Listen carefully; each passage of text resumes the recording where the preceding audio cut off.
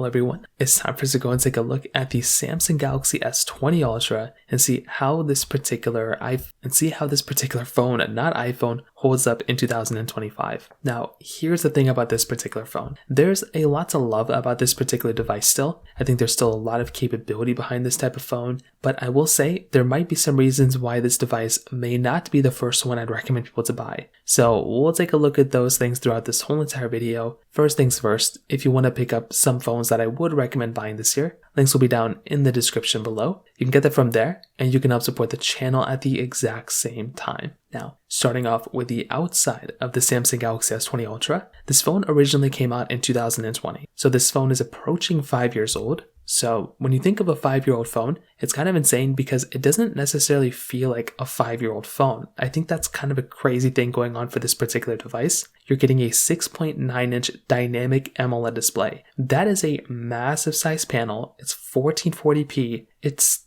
a really good looking panel still. It had like this curved edge to it, so it gave the impression that it virtually had like no bezel on it. And when I still look at this panel so many years ago, it still is so impressive to me. 120 Hz as well. Like, that was a very impressive thing. Now, it does only go up to 1400 nits of brightness, which is actually not terrible, but keep in mind that most Samsung phones nowadays do give you 2600 nits, like all the Samsung Galaxy S25s and S24s. So that's one thing you're going to have to keep in mind. But still, with this, within this type of display, I think it looks really, really nice for a 5-year-old phone. On the bottom, you're getting a USB Type-C port, which is great, and you're getting a microSD card slot. Having both USB Type-C and microSD is amazing, and that is without a doubt one of the coolest things going on for this type of phone. Just having that type of capability in and of itself, it is a really, really cool thing. On the back side, you're getting your camera setup, which is kind of like this like quadruple camera setup kind of. You're still maintaining your glass back. You're getting wireless charging, reverse wireless charging. You're still maintaining a lot of cool things like that too, like IP certification, obviously. So this is still a phone that you could look at and still get some really, really good capability from. And this is a very solid device.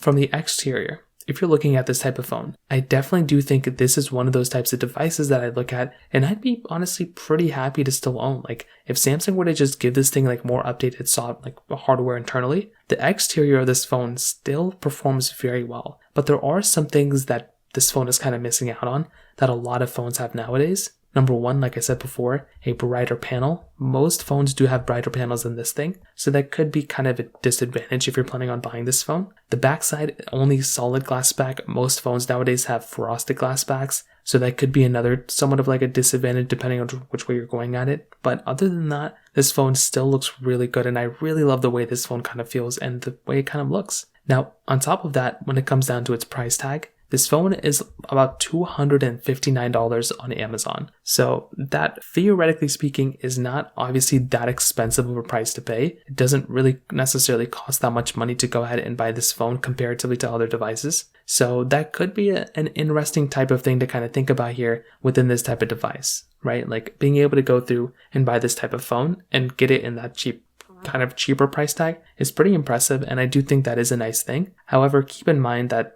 prices could be deceiving, and just because this phone is a cheap price doesn't necessarily mean it's the first phone that, I would recommend buying for you. That takes us straight into the cameras. This thing, like I said before, kind of giving you this like quadruple camera setup on the backside, mostly triple. It's a 108 megapixel wide angle lens, 48 megapixel periscope telephoto lens, 12 megapixel ultra wide camera, then this 0.3 megapixel depth lens. Then you're getting a 40 megapixel wide angle camera on the front. Now, you're able to do 4K 60 on the front and the back, and you're able to do 8K of 24 frames per second on the back side, which is still very nice. That is some really good, resolutions to film in. And if you're going to go through and like use this phone on an everyday basis, you're probably going to be still feeling like you're getting like a decent type of camera. Now, keep in mind that the camera quality itself may be a little tiny bit grainy when compared to some other phones nowadays. The image quality may not be the best, but from a feature standpoint, it still holds up fairly well. And it is actually really impressive because this type of device does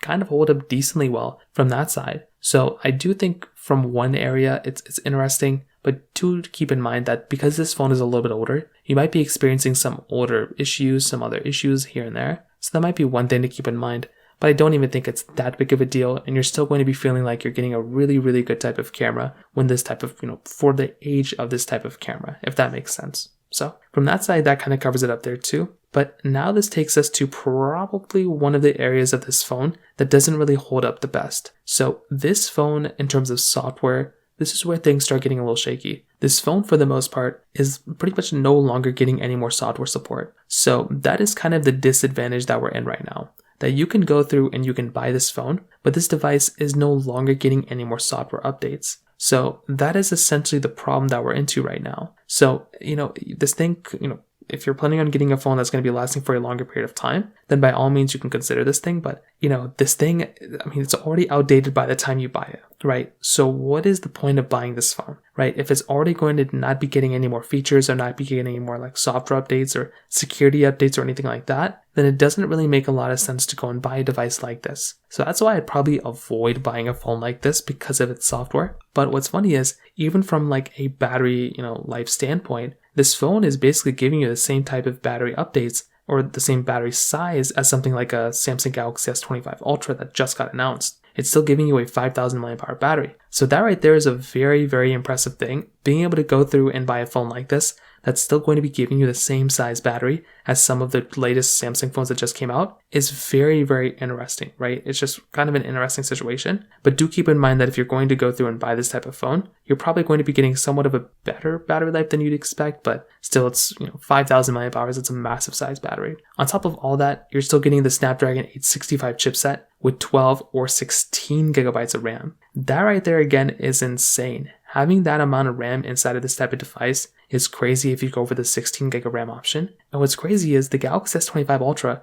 still is basically giving you 12 gigabytes of RAM. So this phone, theoretically speaking, is going to be giving you more RAM than something like a Samsung Galaxy S25 Ultra. How crazy is that? And that's not to say again that this phone is a better performing phone, because those phones definitely are far better performing than this one, but it does kind of make you think of essentially what the situation is, what's going on, because it is a pretty interesting thing that's kind of going on there from that particular situation as well. But I feel like from the performance side, this phone still performs okay, but it's definitely showing its age. If you're going through and opening up applications, even swiping through the screens and kind of going through the UI, you kind of notice those small little glitches. But I would still say the performance is still fairly good for a 5-year-old phone. So when it comes down to that, and to kind of sum up this whole entire video, I definitely will tell you a phone like the Galaxy S21 Ultra, or the S20 Ultra in this case, it's still an interesting device. I don't think this would be the first phone I'd recommend people to buy though. I think it holds up well, but because of the software and the build, and the performance, there's better phones to buy. I think I'd recommend buying a Galaxy S23 Ultra. If you can find that for a good price, I'd recommend that one. I'd recommend a Google Pixel 8 Pro. I think that'd be a really good option. I think a Pixel 7 Pro even would be better than this thing. Those types of phones, like an iPhone 15 Pro Max, those I think would be better than this particular device. So from that side, that kind of covers it up there for the most part. If you have any other thoughts or questions, please let me know in the comment section below. Hit the like button, that would mean so much, but definitely hit that subscribe button. More importantly than everything else, I love every single one of you guys. Hopefully I'll catch you guys in the next video. Peace out till then.